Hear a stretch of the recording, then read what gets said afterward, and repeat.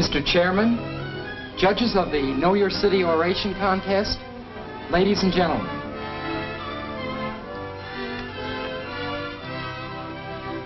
For the subject of my oration, I have selected my dad's company. My father has one of the most important jobs in the city. He's an overhead lineman for the Detroit Edison Company. And while it is true that my dad's job is extremely important, my many, many days of research throughout the various departments of the Detroit Edison Company made me realize that there are other departments that can be considered almost as important as the overhead lines.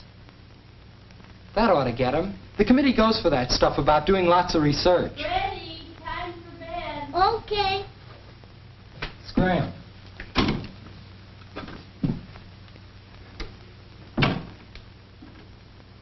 Ever since the Edison Company was founded in 1886, it has supplied low-cost electricity for light and power to an ever-growing list of customers. Today, it serves more than 3 million people, supplies 95% of the power needed to run Detroit's great factories. Hi, Dad. Just practicing my speech for the oration contest. Fine. Sounds pretty good. Is it all finished? 3/4, practically. I've changed it, though. Made it a lot broader in scope. Oh, a lot broader in scope, huh? Well, maybe that's a good thing. Only I thought your story on electricity, the silent servant, wasn't bad. Yes, but nowadays everybody knows about that. Everybody knows that electricity lights the house, makes the toast, shaves your face, curls your hair, wakes you up, keeps you warm, heats the water, cooks the food, runs the radio.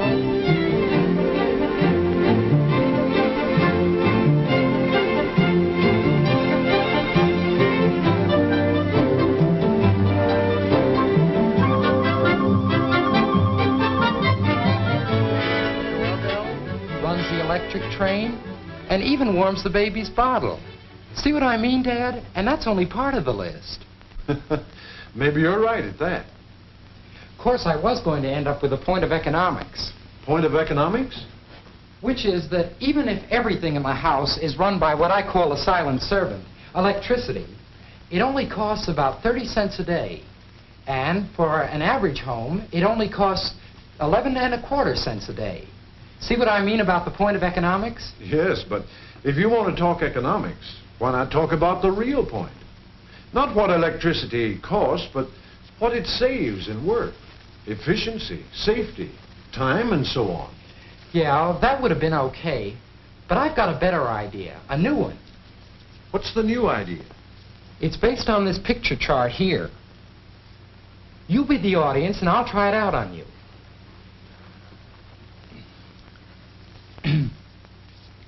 Electricity made by the Detroit Edison Company is the product of coal, air, and water.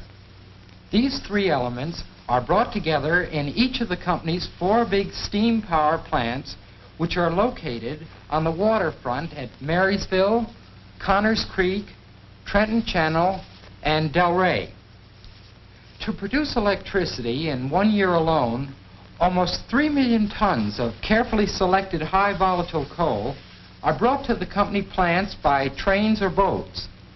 Then it's transported into the power plant, where the coal is crushed and made ready for the giant boilers with their big furnaces. Some of these burn as much as 20 tons an hour. In other words, nearly 1 pound of coal is burned for every kilowatt hour that's generated. And for every ton of coal that's used, the power plants pump 1,000 tons of river water. In fact, the task of condensing the turbine steam requires 3 times as much water as metropolitan Detroit uses each day. Each of the 4 power plants is equipped with many big steam turbine generators. These are the machines that actually make the power, the electricity.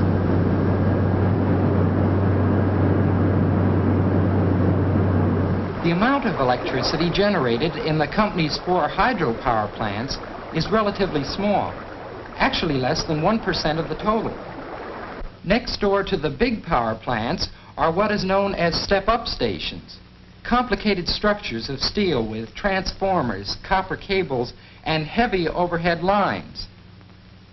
The purpose is to raise the voltage or pressure of the electricity in order to most efficiently send it along its way over the miles and miles of high-tension wires that carry the power to the cities, towns, and villages. Next, the power is delivered to one of the company's 12 big step-down transformer stations.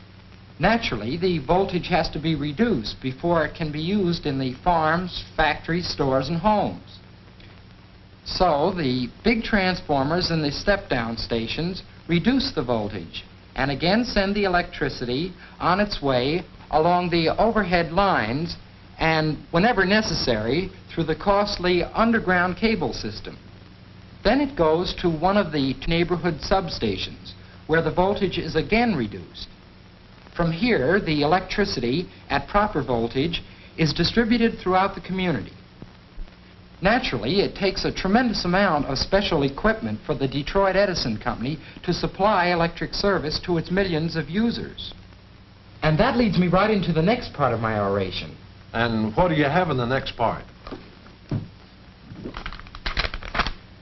I found a lot of interesting information on the back of the company's magazines. See, now I want to talk about equipment. For instance, look at this. The company has to stock over 15,000 individual items.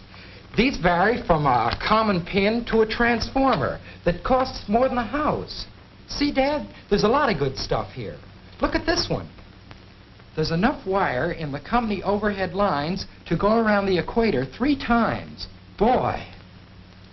And it takes 3,500,000 gallons of insulating oil to fill the company's transformers alone. And look at this one. More than 5 million trees have to be kept trimmed so they won't damage the overhead lines. And look at this one on the number of lamp bulbs exchanged. Wait a minute, son. Is all this the kind of stuff you're going to have in your speech? Sure. I spent a lot of time gathering all this information. I know how many trucks they have. I know how... But this is what I mean. After all this research, it's too bad you didn't see the company. Especially since that's what you said you were going to write about. But this is all about the company. I said I was... Look, son, here's what I'm getting at. The Detroit Edison Company is more, much more than just a big collection of costly power plants, buildings, trucks, transformers, and other electrical equipment. The thing that makes a company, any company, the thing that gives it, well, that gives it character, is the people in it. And you didn't say a word about them. For example, you talked about the big coal piles instead of the men who handle all that tonnage. That takes skill. It takes skill to pack all that coal into piles that are never too high and yet getting as much coal as possible into the storage space. If you'd taken the time to talk to those men, you might have found out how important that job is. Those tons of coal have to be properly packed to avoid fires from spontaneous combustion. And while we're talking about skills, while you were in the power plant, you should have watched the men getting ready to start the fires in the big furnaces. Those furnaces are so big, the men get right inside and do the job right. And you have to know your stuff to run those boilers in the power plant. You have to know when to feed in more coal and when to cut it down. You have to have enough steam ready at all times for the turbines. Ready and at the right pressure, too. And did you listen to the hum of those big steam turbines? Probably didn't mean a thing to you. But to the men on duty, it means plenty. After years of experience, they can tell by the hum alone that all's well.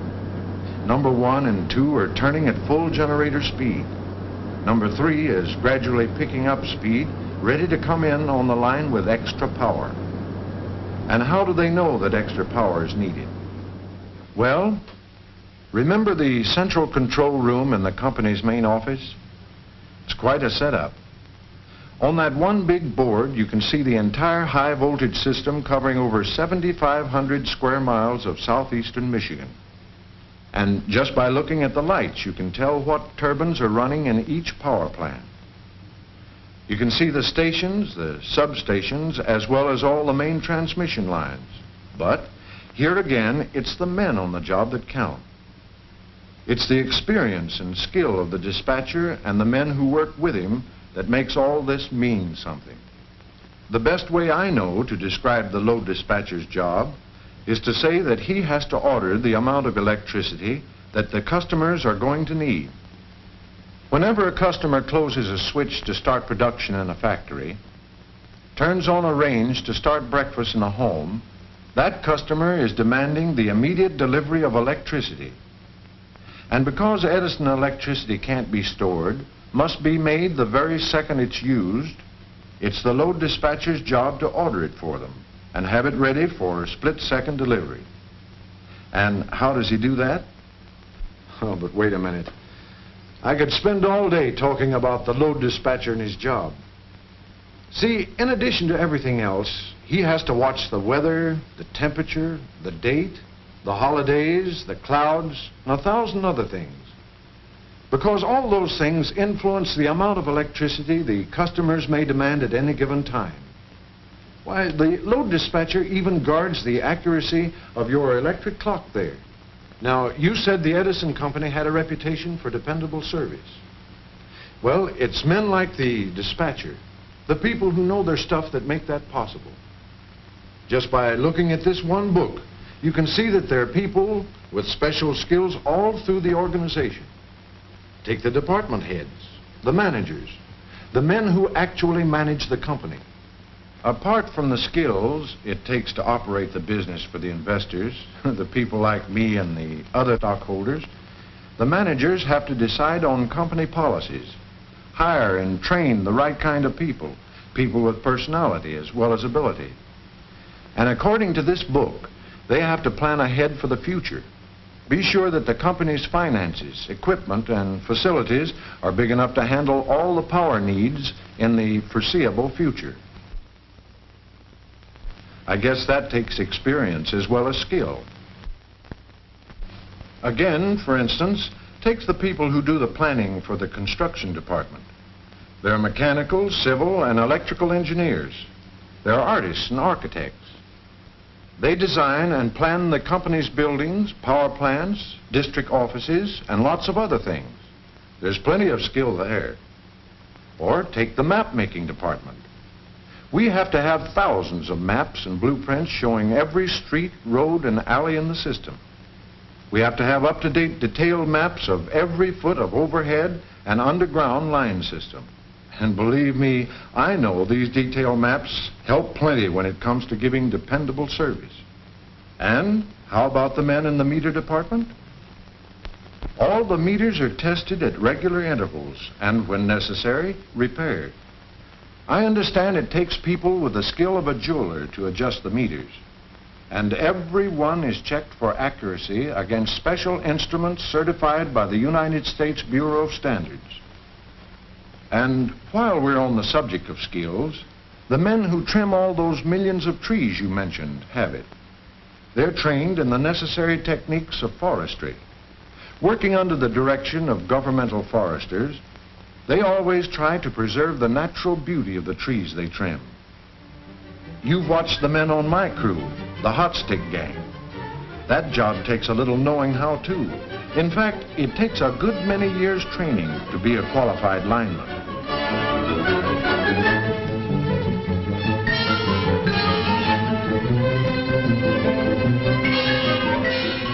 But a lineman needs more than skill to do his job. After a little practice, the boys learn to handle the live wires with tools that are built into the end of long sticks.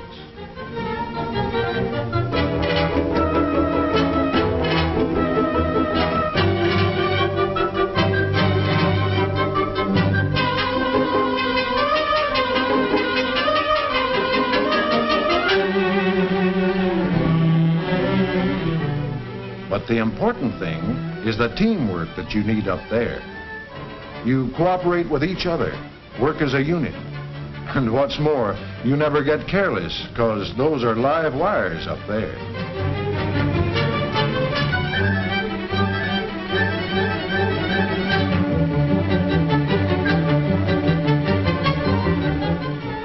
Yeah? You'd have found all kinds and types of special skills around the company if you'd looked.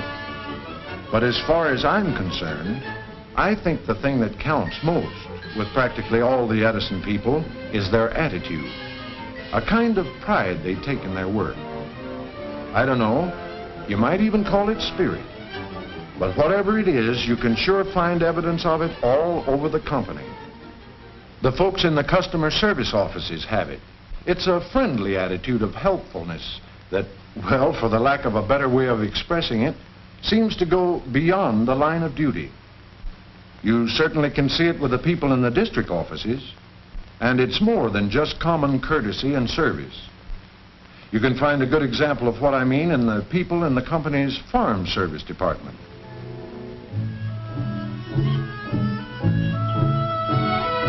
They don't stop with just doing a job of helping the farmer with his electrical problems, because the farm serviceman is more than an advisor.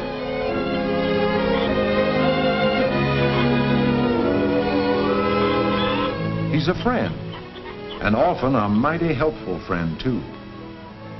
Any of the farm servicemen I've ever talked to get a real kick out of their jobs, being friendly and giving extra service. That's what makes a company what it is. Our lamp and cord exchange is an example of the company's extra service policy. And so is the policy of repairing customers' electrical appliances. I heard that during 1 month alone, the boys repaired nearly 29,000 toasters, kettles, coffee makers, electric flat irons, waffle irons, and even electric clocks. And another example is the home service department, where the advisors hold cooking schools for customers or experiment in preparing well-balanced meals in the company's model kitchens. Whenever the customers ask for them, the home advisors call and make recommendations for better lighting or demonstrate the best methods of operating ranges, ironers, or any other home appliance. That's certainly extra service. And the point is, most of those extra services are provided without extra charge. After all, it's just good business to help customers to get the most out of their electrical equipment. And as far as the emergency services are concerned, it doesn't matter whether it's day or night. The switchboard is open 24 hours a day. Detroit Edison, service department. All the lights are out in my house. I think it's a fuse. May I have the address, please? Nearest cross street? And the servicemen are always on call, ready to make emergency repairs or replace fuses as fast as humanly possible. When we say our customers have a minimum of interrupted service, boy, that's what we mean. That's one of the main reasons why line crews are on 24-hour duty, too. Many of our trucks are equipped with shortwave radio, and when we get an emergency call, in the case of a sudden power failure, fallen wires, or a pole down, KQB 284 to 47, 14126 Rockdale, pole broken by motorist, wires on ground, new pole for replacement on the way. we go into action pronto.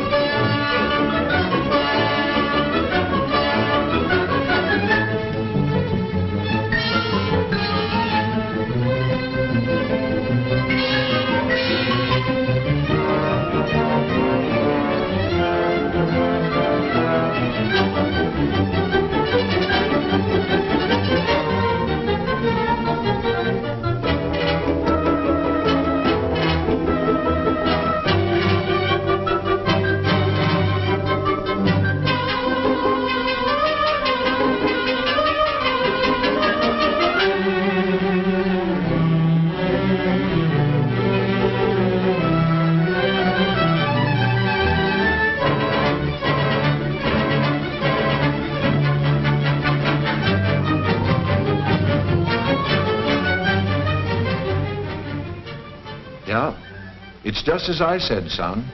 After all, it's the people who make a company what it is. Oh, sure, a company needs equipment, the best and most efficient there is. And also, a company needs good operating policy. But it's training, experience, and skill, and the spirit of the people that counts.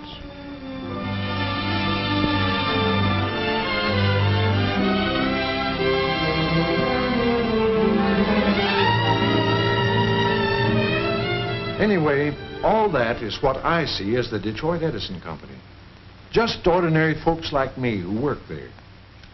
You see, son, it isn't the fact that the company, or a man for that matter, is big or has a lot of physical possessions that counts. The thing that matters is how well you do your job, just how you cooperate with everybody else you work with, just how much you contribute to the enjoyment of living right in your own community. In other words, both a company and a man should always be judged, as I see it, by just how well they stack up as a good citizen. See what I mean, son?